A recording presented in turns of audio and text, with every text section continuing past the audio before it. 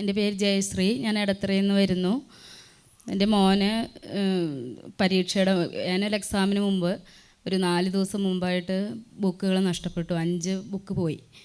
5 book പോയി. ഞാൻ ആ ദിവസം ഞാൻ ഇവിടെ ഇരുന്ന് പ്രാർത്ഥിച്ചുകൊണ്ട് 5 സബ്ജക്റ്റ്, അതായത് സയൻസ്, ഹിന്ദി, മാത്സ്, പിന്നെ വർക്ക് എഡ്യൂക്കേഷൻ എന്ന് പറഞ്ഞാൽ അതിൻ്റെ ടെക്സ്റ്റ് നോട്ടും പോയായിരുന്നു.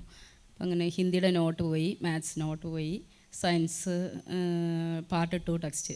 അത് ആ ബുക്ക് പോയത് ഞാൻ അറിയുന്നത് തന്നെ പരീക്ഷയുടെ തലേദിവസം 6 മണിക്കാണ് അറിയുന്നത്. സയൻസ് പാർട്ട് 2 പോയത്.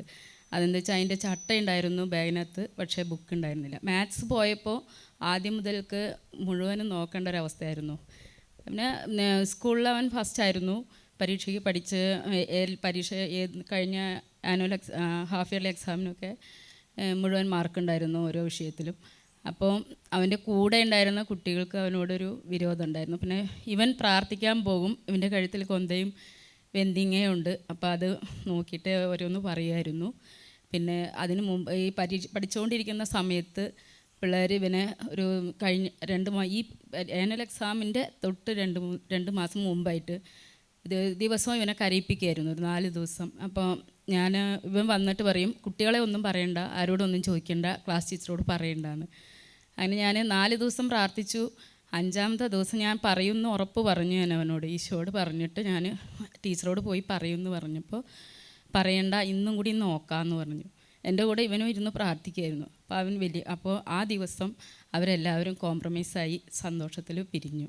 അതിന് ശേഷമാണ് ഈ ആനുവൽ എക്സാം നെക്സ്റ്റ് വീക്ക് നടക്കുമ്പോൾ വെള്ളിയാഴ്ച ദിവസം ഞാനിവിടുന്ന് പ്രാർത്ഥിച്ച് വീടെത്തുമ്പോഴേക്കും ഇവരെ 13 മിസ് കോൾ എൻ്റെ ഫോണിൽ വന്നിട്ടുണ്ട്. ഞാൻ വീടെത്തി നോക്കുമ്പോൾ ഇവൻ പറയണത് എൻ്റെ പുസ്തകങ്ങളൊക്കെ പോയി. എല്ലാ ദിവസവും എല്ലാ പുസ്തകവും കൊണ്ടുപോകും, ഒറ്റ ബുക്ക് ബാഗിൽ വെക്കാതെ പോകില്ല അവൻ. പിന്നെ അത് കൊണ്ടുപോയാൽ വൈകുന്നേരത്തെ അതുപോലെ തിരിച്ചു കൊണ്ടുവരും ചെയ്യും. പക്ഷേ പുസ്തകങ്ങളൊന്നും പോവാറില്ല, എല്ലാ ബുക്കും ടെക്സ്റ്റാണ് കൂടുതലും പഠിക്കുക. പക്ഷേ എന്നാലും ഇവൻ്റെ നോട്ട് ഇവന് പോലും വായിക്കാൻ പറ്റാത്ത രീതിയിലാണ് ഇവൻ നോട്ട് എഴുതാറുള്ളത്. ഹാൻഡ് റൈറ്റ് ആ രീതിയിലാണ് പോയിരുന്നത്. ഞാൻ എന്നിട്ട് ഇവനോട് പറയാറുണ്ട്, ഞാൻ ഈശോയുടെ അടുത്ത് പറയുന്നുണ്ട്, ഈശോയെ തൊടണേ എന്ന് ഞാൻ പറഞ്ഞ് പ്രാർത്ഥിക്കുന്നുണ്ട് എന്ന്. പ്രാർത്ഥന സമയത്ത് ഇവിടുന്ന് വൈകുന്നേരം വീട്ടിൽ ചെന്ന് കഴിഞ്ഞാൽ ആദ്യം ഞങ്ങൾ 2 പേരും കൂടി വഴക്കാണ് എപ്പോഴും. അത് ഞാൻ ഈശോയോട് എപ്പോഴും പറഞ്ഞുകൊണ്ടിരിക്കുകയായിരുന്നു. ആ ഒരു സമയത്താണ് ഇവൻ്റെ ബുക്കുകൾ അന്നത്തെ ദിവസം നഷ്ടപ്പെടുന്നത്. ശനിയാഴ്ച ദിവസം ഇവിടെ വന്ന് പ്രാർത്ഥിച്ചപ്പോൾ സിസ്റ്റർ കൗൺസിലിങ്ങിന് വിട്ടു.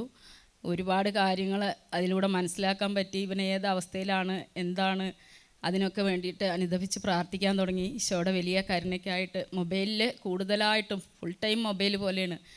ഗെയിം മാത്രമല്ല, ഇപ്പോഴത്തെ കുട്ടികളുടെ എല്ലാവിധ സ്വഭാവത്തിലേക്കും പോയ ഒരവസ്ഥയിലായിരുന്നു.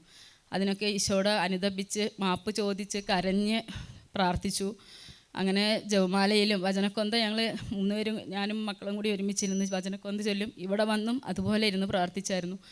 പരീക്ഷയുടെ ആ ഒരു സമയമായപ്പോഴേക്കും ടീച്ചേഴ്സ് വളരെ ഹെൽപ്ഫുള്ളായി. കാരണം ടീച്ചർമാരോട് പറഞ്ഞപ്പോൾ സാരമില്ല, അവന് കിട്ടും, അങ്ങനെ ഒരു ധൈര്യം അവർ പറയുമായിരുന്നു. പക്ഷേ ഇവൻ പരീക്ഷയ്ക്ക് 1:30ക്കാണ് ക്ലാസ്സിൽ പരീക്ഷ തുടങ്ങുക. അപ്പോൾ കൊണ്ടുപോയാൽ ഇവൻ്റെ കൂടെ ഞാനും പോകുമായിരുന്നു. അപ്പോൾ പോകുമ്പോൾ 1:30ക്ക് ക്ലാസ്സിൽ കയറാൻ തൊട്ട് മുമ്പേ ഞാൻ പരീക്ഷ എഴുതുമോയെന്നാണ് എന്നോട് ചോദിക്കുക. ഞാനത് ഈശോയ്ക്ക് കാഴ്ചവെച്ച് ഈ ധൈര്യമായിട്ട് പോയി എഴുതിക്കോ, മറ്റുള്ള കുട്ടികളുടെ അടുത്തൊന്നും സംസാരിക്കാതെ ഞങ്ങൾ 4 കൊന്ത ചൊല്ലും. വചനം പറഞ്ഞ് 4 കൊന്ത ചൊല്ലി മോള് രാവിലെ പരീക്ഷയ്ക്ക് പോവും, ഉച്ചയ്ക്ക് വരും, അവളെ കൂട്ടിയിട്ട് പോരും, ഇവനെ ക്ലാസ്സിൽ കയറ്റിയിട്ട് പോരും. എന്നിട്ട് വൈകുന്നേരത്ത് 3:30 ആകുമ്പോൾ ഇവനെ ആദ്യം കൂട്ടാൻ പോവും. അങ്ങനെയാണ്. അപ്പോൾ ആ കുരിശിൻ്റെ വഴി ചൊല്ലി പ്രാർത്ഥിക്കും ആ സമയത്ത്. അതുവരെ ഞങ്ങൾ 2 പേരും പഠനം കഴിഞ്ഞ് 4 കൊന്തയും ചൊല്ലി വചനക്കൊന്തയും ചൊല്ലി എന്നിട്ടാണ് ഞങ്ങൾ പ്രാർത്ഥനയും കഴിഞ്ഞ് മികാൻ്റെ പ്രാർത്ഥന ചൊല്ലിയിട്ടാണ് പിന്നെ വീട്ടിൽ നിന്ന് പോകാറ്. അങ്ങനെ എല്ലാ ദിവസവും പരീക്ഷ കഴിഞ്ഞു. മലയാളം ടീച്ചർ പരീക്ഷ കഴിഞ്ഞതും പറഞ്ഞു, ഞാൻ പഠിപ്പിച്ചതിൽ എനിക്ക് ഏറ്റവും ടോപ്പായിട്ട് നല്ലൊരു കുട്ടീനെ എനിക്ക് കിട്ടിയെന്ന് പറഞ്ഞു. എനിക്കത് വളരെ സന്തോഷമായിട്ട് തോന്നി. ടീച്ചർ അപ്പോൾ ആൻസർ ഷീറ്റ് നോക്കിയിട്ടുണ്ട്. ഓരോരുത്തരും ഇവൻ്റെ ആൻസർ ഷീറ്റിലേക്ക് നോക്കിയിട്ടുണ്ട്. ഇവന് എന്താ വെച്ചാൽ ബുക്കില്ലല്ലോ, അപ്പോൾ ഏത് ലെവലാണ് എന്താണ് പരീക്ഷ എഴുതുന്നതും ബുക്കുള്ളൂ. അങ്ങനെയായിരുന്നു. അപ്പം അതിനുശേഷം പരീക്ഷ കഴിഞ്ഞു. ഇവിടെ വന്ന് ഞങ്ങൾ 3 പേരും കൂടി വരും. എന്നിട്ട് വൈകുന്നേരം വരെ ഇരുന്ന് പ്രാർത്ഥിക്കും. അത് കഴിഞ്ഞാൽ തിരിച്ചു പോവും. അത് അങ്ങനെ എല്ലാ ദിവസവും. പക്ഷെ ഒരു വ്യത്യസ്തത ഉണ്ടായത് എന്താണെന്ന് വെച്ചാൽ, ഞാൻ എല്ലാവർക്കും വേണ്ടിയും പ്രാർത്ഥിക്കാറുണ്ട്, കുട്ടികൾക്ക് വേണ്ടി പ്രാർത്ഥിക്കാറുണ്ട്, സ്കൂളിന് വേണ്ടി പ്രാർത്ഥിക്കാറുണ്ട്. മൊത്തത്തിൽ അങ്ങനെ ഒരു പ്രാർത്ഥന അങ്ങനെ പോയായിരുന്നു. പക്ഷേ പരീക്ഷയുടെ സമയത്ത് ഞങ്ങൾ രണ്ടുപേരും കൂടി ഒരുമിച്ച് ജപമാല ചൊല്ലുമ്പോൾ ആ സ്കൂളിലെ ഓരോ വിദ്യാർത്ഥിയെയും എനിക്കെല്ലാവരെയും അറിയാം. ഞാൻ ആ സ്കൂളിൽ MPTA പ്രസിഡൻ്റാണ്. അപ്പോൾ ആ സ്കൂളിലെ ടീച്ചേഴ്സിനെയും HM ഒക്കെ നല്ല സഹകരണമായിരുന്നു. അപ്പോൾ ഞാൻ എല്ലാവർക്കും വേണ്ടിയിട്ടും പ്രത്യേകമായിട്ട് കരുണയ്ക്കായിട്ട് പരിശുദ്ധാത്മാവിൻ്റെ കരുണ ഒഴുകണേ എന്ന് പറഞ്ഞ് പ്രാർത്ഥിച്ചു. അതിൻ്റെ വലിയ റിസൾട്ടാണ്. ഇവന് ക്ലാസ്സിൽ ഫസ്റ്റാണെന്ന് പറഞ്ഞു. ഇനി മറ്റുള്ള റിസൾട്ട് ക്യാഷ് പ്രൈസൊക്കെ ഉണ്ടെന്ന് പറഞ്ഞിട്ടുണ്ട്. അപ്പോൾ ഒത്തിരി സന്തോഷം. വലിയ ഒരു എന്താ പറയുക, വല്ലാത്തൊരവസ്ഥയായിരുന്നു. അതിന്ന് എൻ്റെ മോനെ എനിക്ക് ഈശോ തിരിച്ചു തന്നു. അതാണ് ഏറ്റവും വലിയ സന്തോഷം. കരുണയ്ക്കായിട്ട് പരിശുദ്ധാത്മാവിൻ്റെ വലിയ കരുണ ഒഴുകണേ എന്നാണ് ഏതു നേരവും.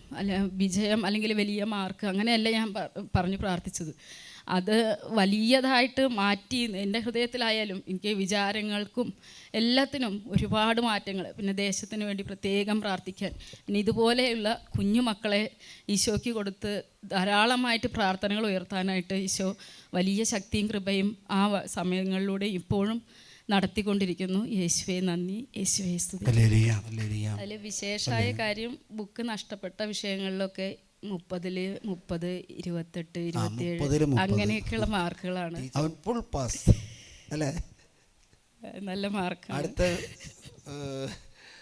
അടുത്ത സ്കൂളിൽ പിന്നെ ഇവന് അഡ്മിഷന് BM സ്കൂളിൽ ജനുവരി 5 ആ ഒരു സമയത്ത് എഴുതി വെച്ചാലേ ഉണ്ടാവൂ എന്നാണ് എൻ്റെ അടുത്ത് പറഞ്ഞിരുന്നത്. പക്ഷേ എന്നിട്ട് ഞാൻ ടെക്നിക്കൽ സ്കൂളിൽ എൻട്രൻസിനുള്ള ഫോം വാങ്ങിച്ച് വീടെത്തിയപ്പോൾ BM സ്കൂളിൽ നിന്ന് എനിക്ക് മെസ്സേജ് വന്നു. അപ്പോൾ ഞാൻ അതിനുള്ള അഡ്മിഷൻ ഇന്നലെ മിനിഞ്ഞാന്ന് പോയിട്ട്, അതിന് പൈസയൊക്കെ ആവശ്യമുണ്ടായിരുന്നു. പക്ഷേ അതെല്ലാം ഈശോ വളരെ ഒരു പ്രശ്നമില്ലാത്ത രീതിയിൽ ആ പൈസയൊക്കെ ക്രമീകരിച്ച് അവിടെ ഇവന് അഡ്മിഷൻ എടുക്കാനും സാധിച്ചു. സഹോദരി പ്രാർത്ഥിക്കാൻ തുടങ്ങിയപ്പോഴാണ് ആ കുടുംബത്തിൽ വ്യത്യാസം വന്നത്. നിങ്ങൾ പ്രാർത്ഥിക്കാൻ തുടങ്ങും, വ്യത്യാസം വരും. നിങ്ങളുടെ കുടുംബത്തിന് വേണ്ടി പ്രാർത്ഥിക്കുക. അത് മക്കളെ ഓർക്കുക. പക്ഷെ അനേകം മക്കൾക്ക് വേണ്ടി അല്ലെങ്കിൽ നിങ്ങൾ കണ്ണുനീര് ഒഴുക്കേണ്ടി വരും. നിങ്ങൾ അങ്ങനെ പ്രാർത്ഥിക്കുകയാണെങ്കിൽ നിങ്ങളൊരു കണ്ണുനീരും കർത്താവ് എന്ത് ചെയ്യും? കർത്താവ് തൻ്റെ മാറോട് ചേർത്ത് പതിയും. അല്ലേ?